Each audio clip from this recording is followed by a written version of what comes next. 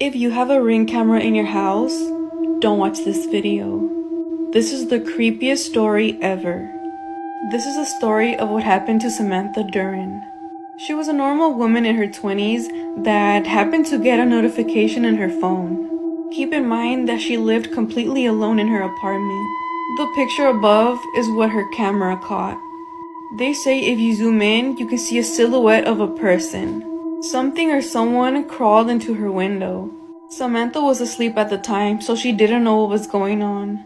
3 days would pass and no one would hear from her. So one of her coworkers decided to visit her apartment. When she came in, she witnessed this woman eating Samantha. She was eating her for 3 days straight. That's the sketch that she gave to the police. Keep in mind, this woman is completely unknown. No one ever found her. The only person that witnessed this woman was her coworker. And this image was the description she gave. Can you at least... She paid for the villa. She paid for the chef. She paid for the rooms her 6 friends were sleeping in. Less than 24 hours after they all arrived in Mexico, the people she paid for packed their bags, flew home, and left her body behind. This is the story of Shankella Robinson. Shankella was 25, Charlotte, North Carolina. 2 businesses, a children's hair braiding service and a clothing boutique. She wasn't coasting. She was building something. She wasn't even supposed to be on this trip. The group had a guest list already. A birthday trip to Cabo San Lucas for 2 of them, Dejane Jackson and Nazir Wiggins. People backed out, spots opened. Khalil Cook, a man Shankella trusted, a man who'd eaten at her family's table, reached out and invited her to fill in. So she wasn't chosen, she was convenient. And then she paid for almost all of it. The villa, the private chef. According to reports, Shankella covered the majority of the cost for a trip she wasn't even supposed to be on. To the others, she wasn't a friend. A 4-bedroom villa, a private pool, a hired chef. Shankella posts Instagram stories, smiling, dancing, having the time of her life. That night, she calls her mother, tells her they're having tacos, tells her she's happy. Her mother tells her she loves her, says she'll call tomorrow. That was the last time they spoke. But earlier that evening, something else gets recorded. Shankella, passed out on a hammock, filmed by Khalil, the same man who invited her. He's laughing in the video, joking, calling her name like it's funny. It isn't. The next morning, a video on her own phone shows her walking through the villa, looking for everyone, asking where they are. When she finds them, they're all in one room. Without her, nobody invited her in. That's when things stopped making sense.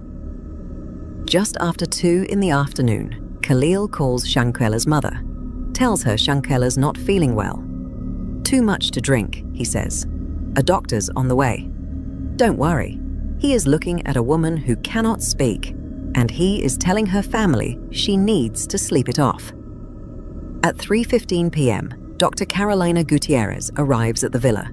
Famous parents who killed their own children. Number 1, Susan Smith. In 1994, the South Carolina mother tearfully begged on TV for the return of her 2 missing sons. The nation watched in sympathy. Days later, police discovered the truth. She had strapped her children into a car and rolled it into a lake. Her fake tears collapsed and America realized the killer was the mother herself. Number 2, Andrea Yates. In 2001, the Texas mother drowned her 5 young children one by one in the family bathtub. She claimed voices told her she was saving them from eternal damnation. The case sparked massive debate over postpartum psychosis, mental illness, and criminal responsibility. Number 3, Mark Redwine, a Colorado father whose teenage son Dylan vanished in 2012. Investigators later uncovered a violent confrontation inside the home. Years of lies followed before evidence finally caught up. He was convicted of second-degree murder after killing his own son to silence him. Number 4, Alex Murdaugh, once a powerful legal figure in South Carolina. In 2021, His wife and son were found shot to death on the family estate. He murdered his own child to protect his collapsing empire.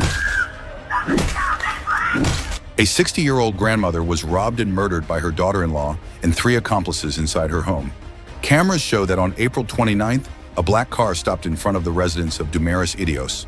Her 21-year-old daughter-in-law, Anissa Tumangor, along with 22-year-old Lisbeth Baraza, entered the place. Anissa greeted the victim and spoke briefly with her. Shortly after, Anissa's partner, 34-year-old Selamat Elias, entered pretending to be a motorcycle taxi driver and began demanding money. Damaris said she had never used that service. According to the investigation, Selamat took a wooden block and repeatedly attacked the victim, causing her death at the scene.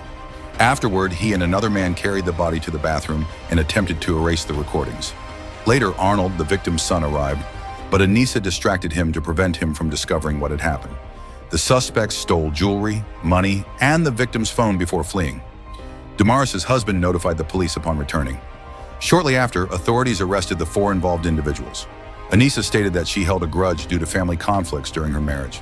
Currently, the suspects face trial and could receive the death penalty. What do you think about this case? What is that? So he immediately started to go outside in a panic, not realizing that he would make the biggest mistake of his life. Hello? Wait, what the f is that? Oh my god, okay. And something moving, just out of sight. He kept telling himself it was just paranoia, but the feeling of being watched only got stronger. Then he heard footsteps matching his own. Bro, listen. Noisy.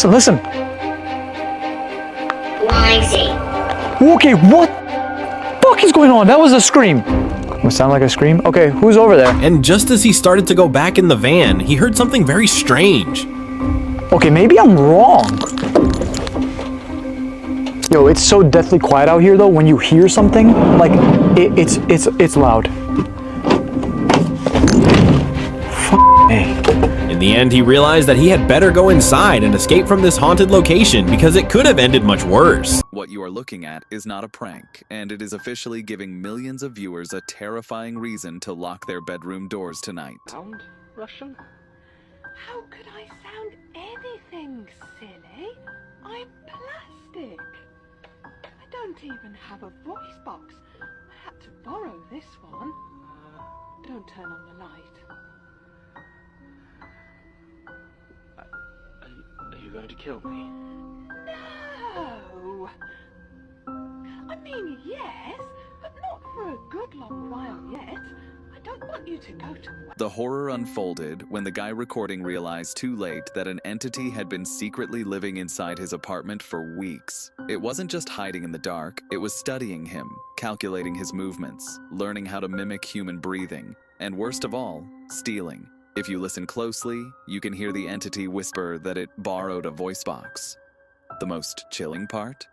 That exact voice belonged to his actual roommate, Knight, who had mysteriously vanished without a trace just 2 days prior.